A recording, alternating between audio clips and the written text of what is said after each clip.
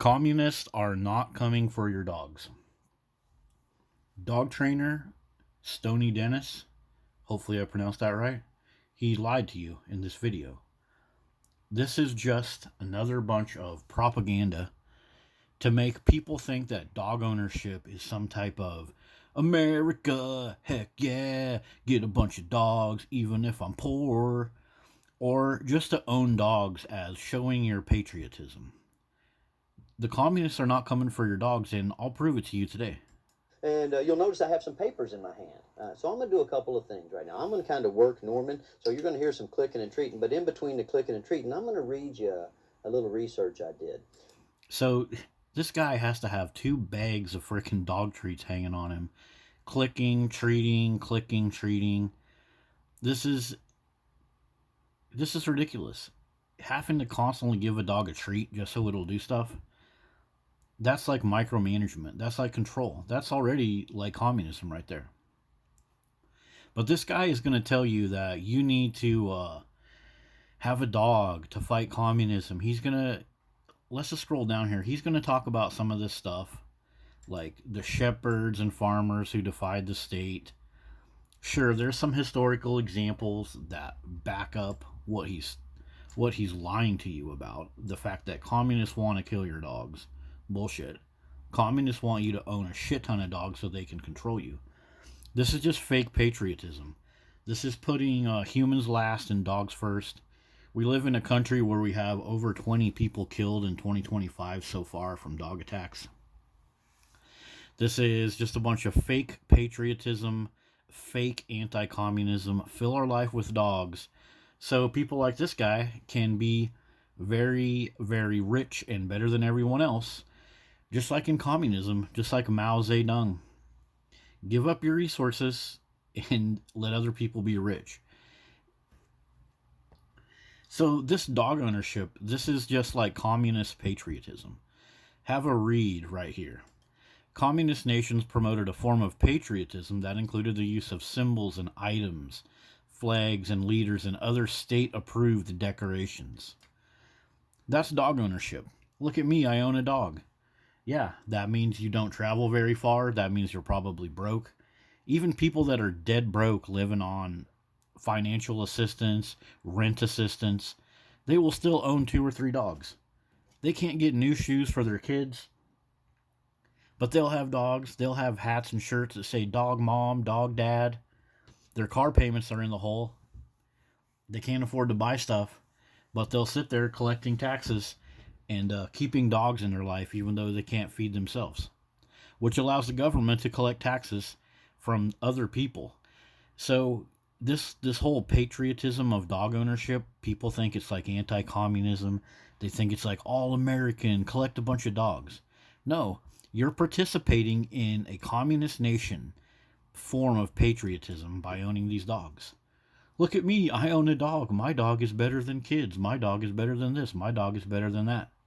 Yeah, the communist government can pit you against your fellow humans at any given time. All they got to do is say, hey, look, there's a dog hater. And the next thing you know, that person is completely ousted from Facebook, YouTube, anywhere else. So since this dog trainer is telling us that the communists are coming for our dogs, let's look at a couple communist countries. How about Cuba? Right? Cuba right here? Let's go to Cuba. Guess what? Cuba has a significant problem with stray dogs. Yeah, they're not doing shit about the stray dogs.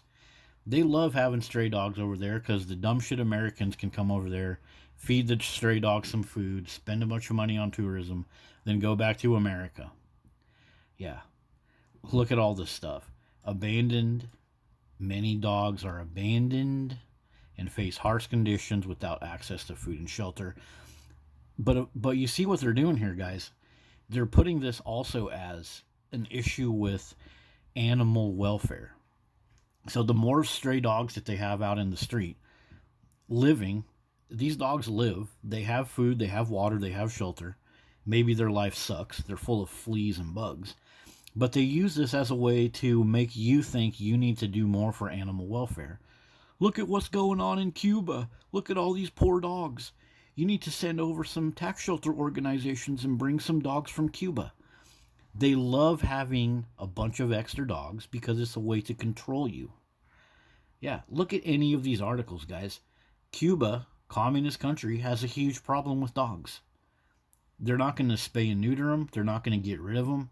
They're going to allow people to get bitten, killed, and mauled by stray dogs in Cuba. So let's go to another communist country then. Let's go to India. While India technically isn't communist, they have strong communist power and influence over there, particularly in West Bengal and other cities, as mentioned right here. So let's go over to West Bengal. Yep, same thing with Cuba, you guys. Just like in America, especially in Texas and other states, significant stray dog issue with a sharp increase in dog bite cases in recent years. There is a great documentary called Key Dogs that explains all of this. Check it out in the description. But in America, we're getting to look like that Key Dogs documentary that's going on in India. And they say that, oh, they're trying to mass sterilize them, they're trying to vaccinate the dogs, but it's not working. And if a person defends themselves against a dog in India, they can be instantly jailed. They can be taken away from their family, taken away from their job because, oh, you hurt a little dog. Even though that dog could have ripped the arm off of one of your little daughters or sons. That is actually from a story that is in the Key documentary. And that's where we're going in America. A dog can attack your son or daughter, and then if you go out and tell a dog owner to put the dog on a leash, you'll be the one in trouble. This is communism, people. They're using dogs to control us. They're using dogs to take our money to make more laws to save us from dogs, yet they don't save us from dogs. And India and Cuba is a perfect example of this. The communists are not coming for your dogs. They want you to have dogs. Let's go back to our list of communist countries. What's the popular one? China. China. Right? Okay. Boom. China. Look it up, people. China has significant issues related to dogs. So, for one thing, it's the animal welfare, the dog meat thing. But look at some of this stuff, guys. They have an oversized dog ban, and it's all because of, guess what? They're getting toddlers attacked from dogs. Check this out. There have been incidents in China where toddlers are mauled by dogs.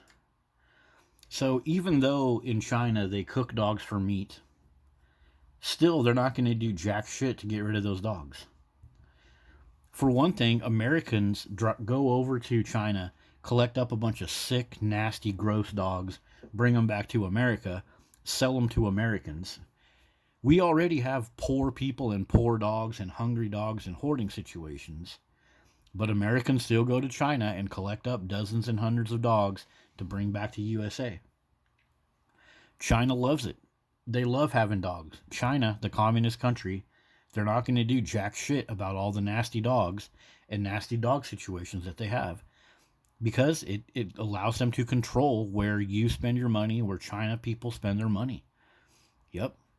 Toddler mauling prompts crackdown on dogs. But they're not going to crack down on dogs, guys. They're going to make a new law, make a new regulation, hire a couple more officers, raise your taxes to cover it, and then 2 years down the road, dog attacks will have doubled or tripled. And then they're going to raise your taxes, they're going to create more animal welfare initiatives, take more money away from you. Meanwhile, they're going to tell you that dog ownership is the ultimate way to be a patriot, to be a true American. Even people that have a perfect life with their dogs, they are running around out there promoting communism on Facebook and Instagram, everywhere else, putting up pictures of themselves with their dogs. Look at my great life I have with my yellow lab. Be like me. Yeah. Except for a toddler that gets attacked by their parents' dogs, that doesn't work out so good. And even China, as you can see right here, has an issue with freaking dog attacks. So no, the communists are not coming for your dogs, people. The communists want you to have dogs so they can control you, control your population, fill you with dog-related diseases, and force you to take certain drugs to try to fix those dog-related diseases. So there you go. There is no way that communists are coming to kill your dogs. There is no way that dogs are going to prevent communism either. Dogs are a segue for communism. Everything about dog ownership in modern society is taxpayer funded. We have to put up with everybody else's dog. We can't go to a rock show. We can't go to a public park. We can't go to a car show. We can't go to a mountain biking event or a bird watching event on the Oregon coast without every dipshit dog worshipping person showing up, making us have to pay for their ridiculous hobby. Even sitting in your house, even right now, I had to close my window because my neighbors are Oregon rednecks and they got those stupid little cattle dogs that bark all day. We all have to pay for dog ownership, and that is communism. And no, Stony Dennis, you're full of shit, dude. Communists are not coming to kill your dogs. In fact, they want you to have more dogs. And when dogs kill your toddlers, guess what? They're gonna turn their head, just like everybody else does in America. See you guys later.